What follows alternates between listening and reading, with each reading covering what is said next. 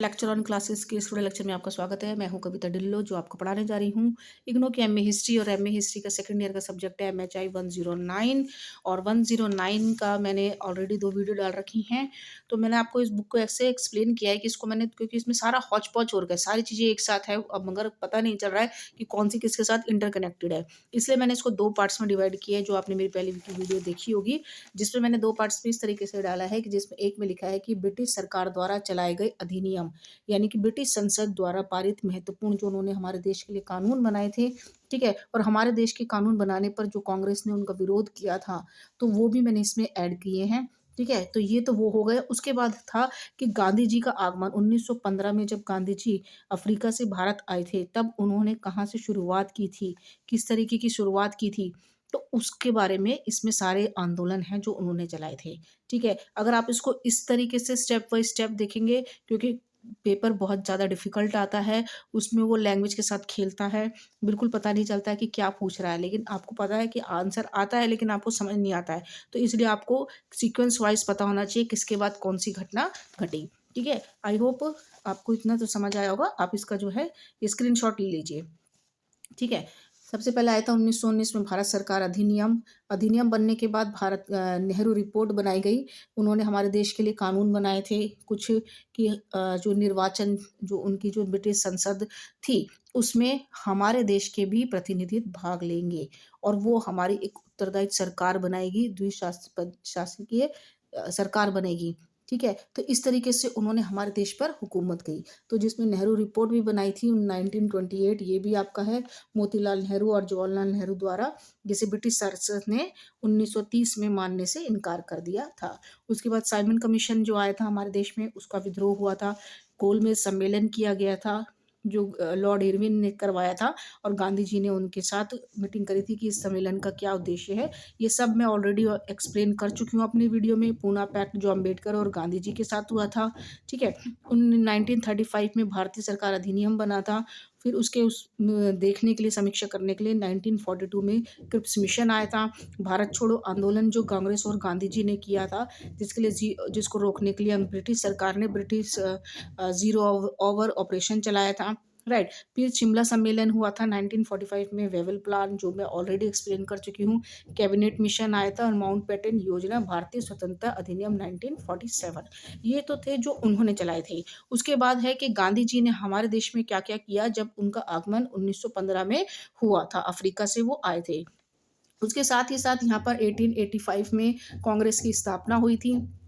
बंगाल विभाजन 1905 में हुआ था और मुस्लिम लीग की स्थापना हुई थी 1906 में, राइट? ये सिर्फ उन नॉलेज के लिए ही आपको जानने हैं, उसके लिए इतना ज़्यादा मतलब इसको डिटेल में पढ़ने की ज़रूरत नहीं है, आप नॉलेज के लिए इसको पढ़ सकते हैं।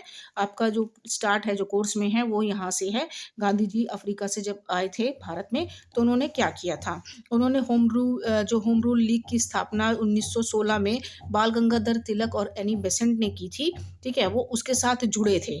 1920 में Gandhi ji home rule league के साथ जुड़े थे और भारत में स्वशासन, सेल्फ गवर्नमेंट की शुरुआत की गई थी कि स्वशासन हमको लेना है, अपनी सरकार बनानी है। उसके बाद गांधी जी ने चंपारण सत्याग्रह 1917 में किया था, राइट?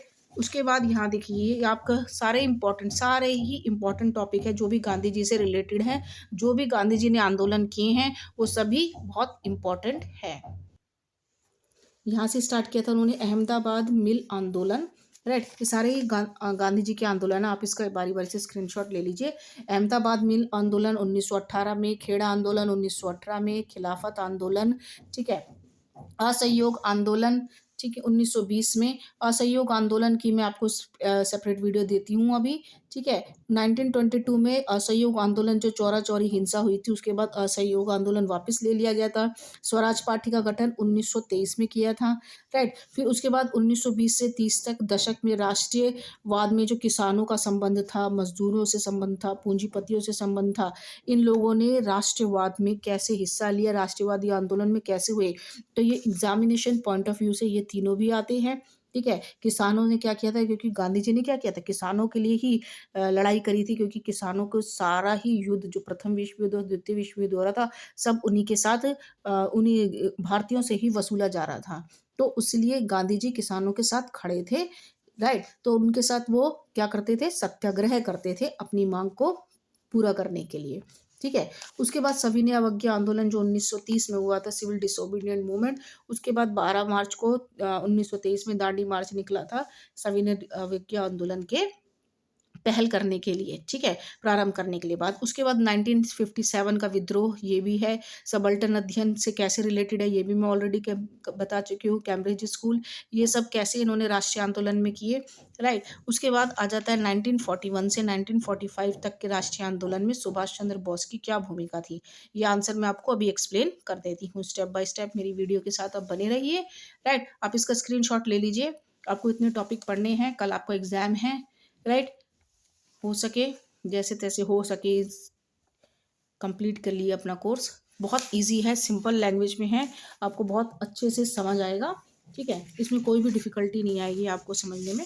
मैंने आपके लिए आंसर स्पेशली तैयार किए हैं, इतना बिजी शेड्यूल है मेरे पास, फिर भी मैंने आपके लिए आंसर तैयार किए हैं, ठीक है। राइट, टाइम वेस्ट ना करते हुए डायरेक्ट शुरू करते हैं। असहयोग आंदोलन।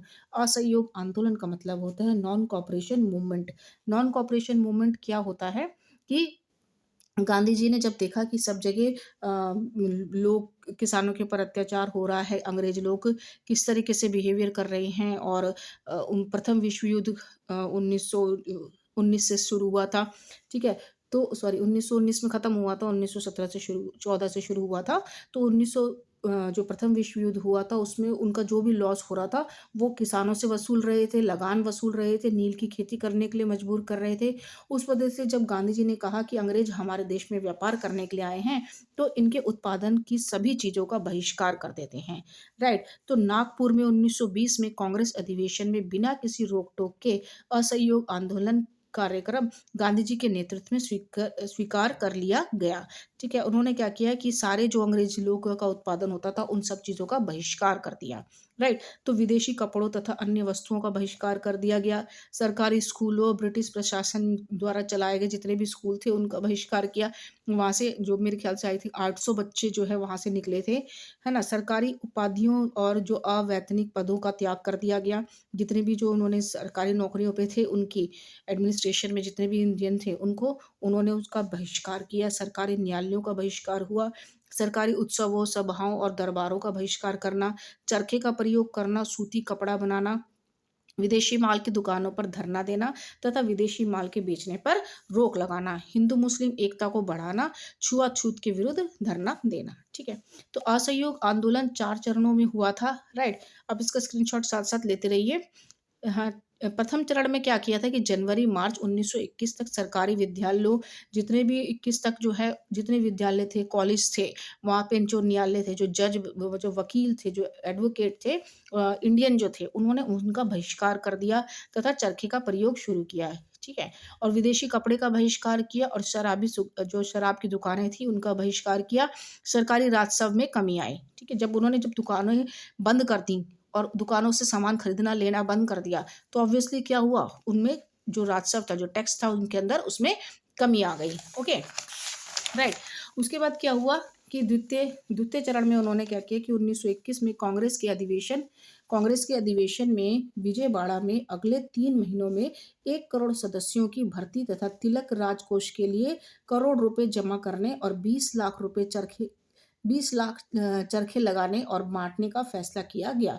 उन्होंने कहा कि कांग्रेस के अंदर हम इतने लाखों करोड़ों को सदस्यों को नियुक्त करेंगे, ठीक है, और इतने सारे चरखे बांटकर सब घरों में अपने ही बने वस्त्र पहनेंगे, ठीक है। और इसलिए उन्होंने 50 लाख सदस्यों की भर्ती तथा बड़ी संख्या में चरखे लगाए गए, राइट। तीसरे चरण में उन्होंने जुलाई 1921 में मोहम्मद अली ने उत्तेजक घोषणा की कि ब्रिटिश सेना में जितने भी मुसलमान सिपाही हैं वो सब अपना त्यागपत्र दे दें, राइट। क्योंकि उस समय क्या चल रहा था, खिलाफत आंदोलन भी तो था साथ में 1922 का 21 से लेकर 22 तक, राइट। तो उस वजह से जो मोहम्मद अली थे उन्होंने कहा कि जो मुसलमान हैं सिपाही वो सब ब्रिटिश सेना से त्यागपत्र दे दें। अब मुसलमानों ने त्यागपत्र दे दिया तो खिलाफत आंदोलन के जो हजरत अली जैसे नेता जो थे ब्रिटिश शासन से पूर्ण स्वतंत्रता की मांग कर रहे थे, ठीक है। सरकार ने अपनी दमन नीति तेज कर दी थी और बड़े पैमाने पर लोग जो बंदी बनाए गए बैठक पर रोक लगा दी।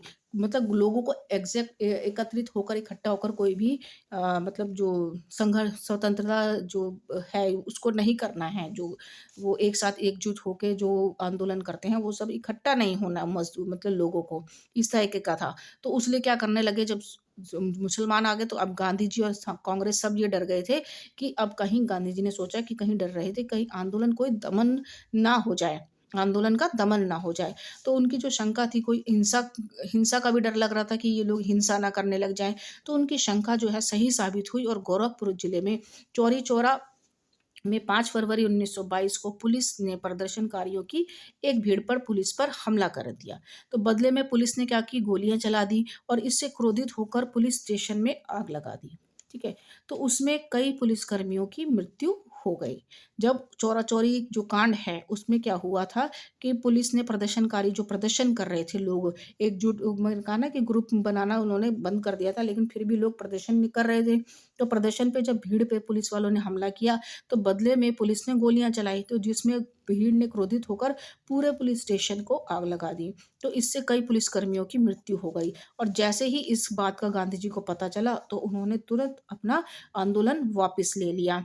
राइट। और 10 मार्च 1922 को गांधी जी को गिरफ्तार करके 6 साल के लिए जेल में भी डाल दिया था। इसके साथ ही असहयोग आंदोलन स्थगित हो गया।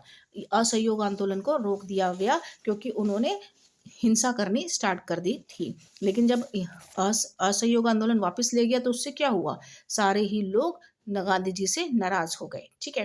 तो अगला हम इसमें पढ़ते हैं, नेक्स्ट हम पढ़ेंगे इसमें सविनय अवज्ञा आंदोलन। ठीक है, जो 1930 में शुरू हुआ था। राइट। नेक्स्ट वीडियो में आप देखिए इसके जो सेकंड पार्ट है।